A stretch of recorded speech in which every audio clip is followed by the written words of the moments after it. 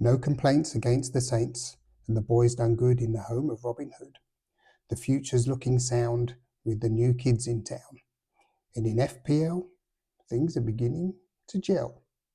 The good, the bad, and the ugly at Liverpool FC for EPL and FPL Gameweek number 27, brought to you by the LFC file. Roll the intro, Darwin.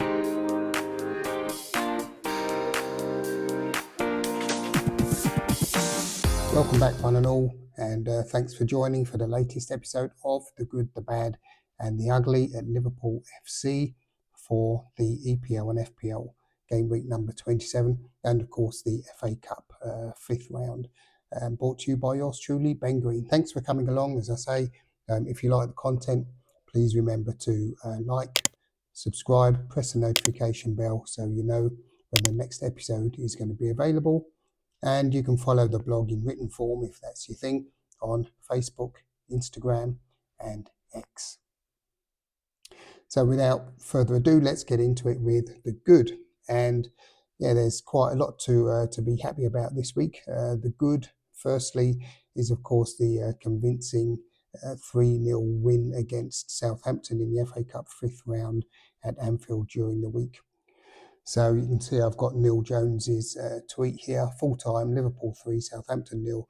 Klopp's kids have done it again. Koumas and Danns 2 on target as the Reds set up a trip to Old Trafford in the FA Cup quarter-finals.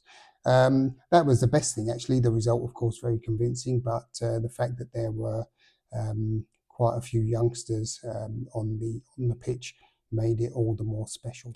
And in the matchday squad, there was no less than 8 players, 21 and under, which is a remarkable feat, actually. And there was 6 in the starting lineup. So as a Reds fan, what is there to complain about? Frankly, not much, if anything at all, on that basis. So it was a good debut for Lewis Koumas, him scoring with a deflected effort, but every hole's a goal, as they say. And young Jayden Danns is continuing his development in the first team with 2 well-taken efforts. And special mention as well to young Trey Nyoni, who made his debut with, from memory, I think he's the youngest Liverpool player to play in the FA Cup. And from memory, he was 16 years and 234 days old. Oh, no, my memory fails me. 243 days old. But nonetheless, very young indeed. And it was nice to see him coming on, fresh young face. Looks as if he should, as if he's got maths in the next 20 minutes. He looks very young, but he's a very good player. I've seen him play a fair bit in the reserves and the under 21s or whichever it is, and he's very good. He's got a great eye for a pass. Very mature player. He knows exactly when to release the ball. This young lad, he's a very good player. So he's definitely one to look out for. Liverpool signed him from Leicester City last year, and he's made a lot of progress. So yes, he's a very good player. One to watch. He's a bit like an improved version of Patrick Vieira. Very slim. He's quite tall, but he's just got excellent feet. As I say, good vision. So one to watch. Great result for Liverpool. Can't complain. Onwards and upwards. And yes, bring on the Manx at Old Trafford in the week of, I believe it's the 16th of March, that weekend. That game takes place. So looking forward to that one. Moving swiftly on to the bad. And as I said at the top, there isn't really much bad this week, to be perfectly honest. So we're going to have a not bad. And this goes without saying, is the 1-0 win away to Nottingham Forest, which was the first time Liverpool have won at the City Ground since 1984. And for those old enough to remember those days, it was a long time ago. And under the stewardship of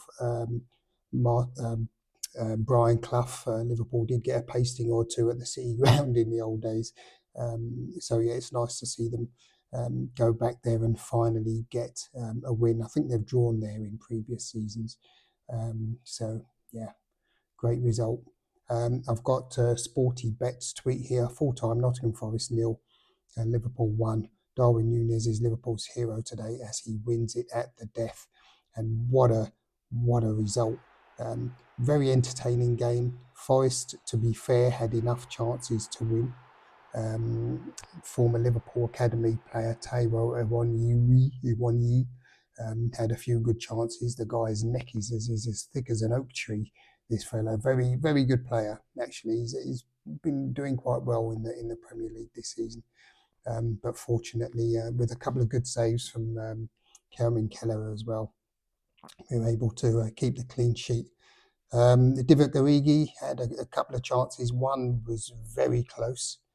But yeah, Liverpool rode their luck and were able to get the result right at the death. Super result for Liverpool.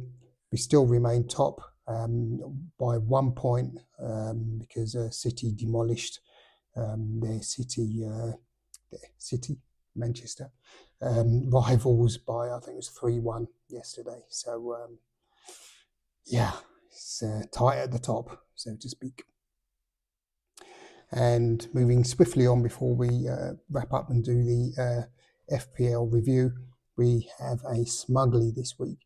And this, I would simply say, is just the quality of the Reds youngsters coming through the academy.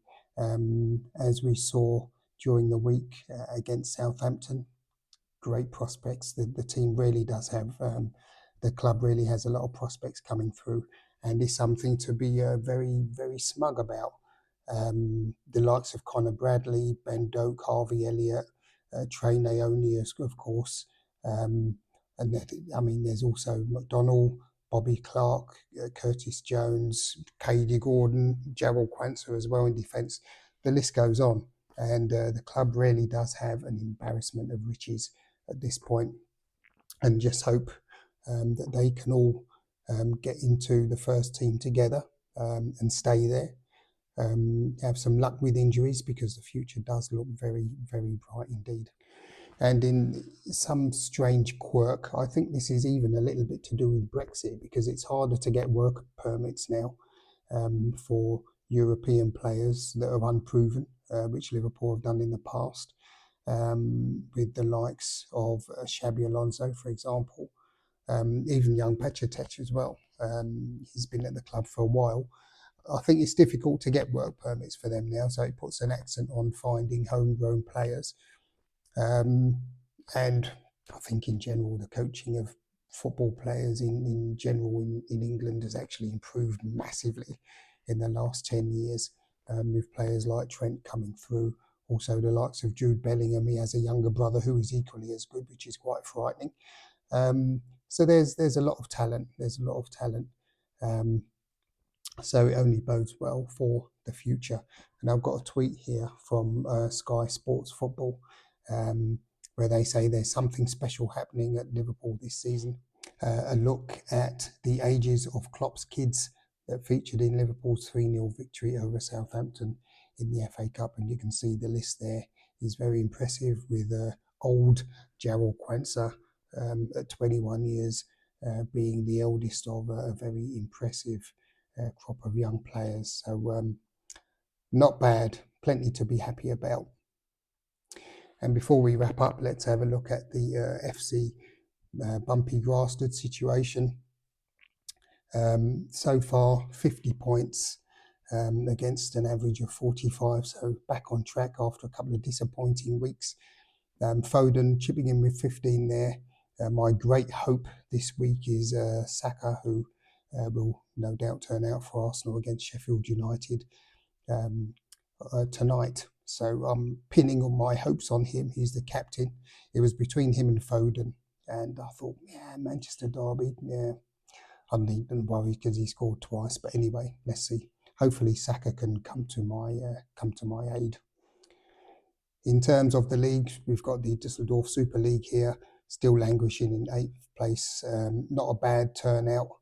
Still, I think there's maybe 2 or 3 other members of the league lower than me, so not a particularly good week. But yeah, better than the normal person. As you know, this this league is full of just people with no friends and have nothing else to do but look into form for FPL, frankly. Anyway, I'm there 1,438 points, which in most cases is a pretty decent score, but not here anyway. And last but not least, we've got the League of Kings, as it's actually known, disguised as League 20855963, where I'm in fourth place. 31 points off this Tripler FC fellow in third. Although I'm reasonably confident it's a decent score this week. I think I can hang on to the place and make a bit of progress. So let's see how that develops over the coming weeks. I have a few things up my sleeve. Watch this space. And with that, I'm going to wrap it up there. Ladies and gentlemen, thanks very much for coming along.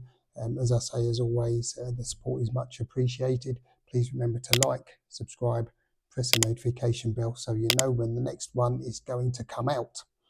Follow the blog on Facebook, Instagram and X. And until next week, enjoy the week. I think the weather's going to pick up a bit later on, so that's nice. And take care of yourselves, and we'll be back again next week. Until then, peace. ULFC file.